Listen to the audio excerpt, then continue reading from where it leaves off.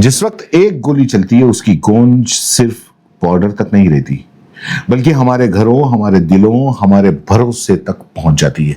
लेकिन अब सिर्फ गोलियां नहीं चलती, अब कैमरे चलते हैं, अब माइक लहराए जाते हैं, अब टीआरपी की भूख इंसानियत को निगल रही है। लेकिन इस बार किसी बहादुरी की वजह से नहीं, बल्कि उस गिद्ध भोज की वजह से जो तथाकथित पत्रकार वहां मना रहे हैं। आप सोचिए, हमला पहलगाम में हुआ, कैमरे श्रीनगर में क्यों? क्योंकि श्रीनगर में नफरत बेचना आसान है, क्योंकि वहां हिंदू बनाम मुसलमान का तमाशा बनाना टीआरपी दिलाता है। क्या आपने कभी सोचा है कि इन पत्रकारों के कैमरे पीड़ितों पर नहीं, संदिग्धों पर नहीं, बल्कि आम कश्मीरियों पर ताने क्यों जाते हैं? क्योंकि इनका असली एजेंडा न्याय नहीं बल्कि नफरत है।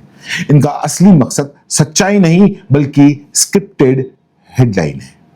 कश्मीरी लोगों के बंद बाजार, बंद स्कूल और सन्नाटा छाया हुआ है।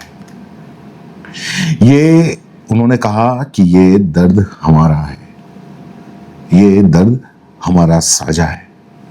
लेकिन ये चैनल क्या दिखाते हैं? कश्मीरियों को शर्म आनी चाहिए। क्या शर्म आनी चाहिए?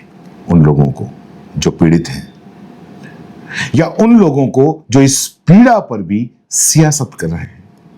इन चैनलों में इतनी हिम्मत नहीं कि ये लोग मणिपुर जाएं। 250 से ज्यादा मौतें हुई, औरतों को निरस्त किया गया, लेकिन वहां कैमरा नहीं पहुंचा। क्यों? क्योंकि वहां टीआरपी नहीं मिलती, वहां हिंदू बनाम मुसलमान का स्क्रिप्ट नहीं चल पाता। कैमरे की आंख में झांकते हुए सीधा संवाद ये जिम्मेदारों से नहीं कर सकते।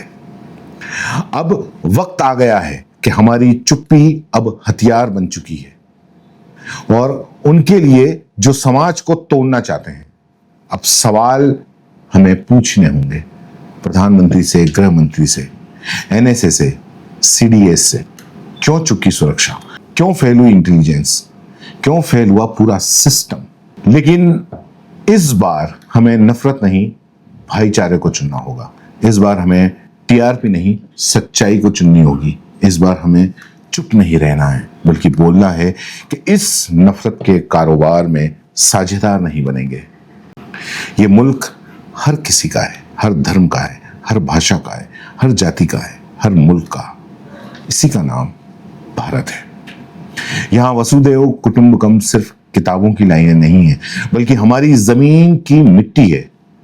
अब तय आपको करना है कि आप भी उस मिट्टी का हिस्सा हैं, या उन चेहरों का जो कैमरे लेकर आग लगाने निकले हैं। भारत को बचाना है तो सबसे पहले नफरत को हराना होगा। जय हिंद।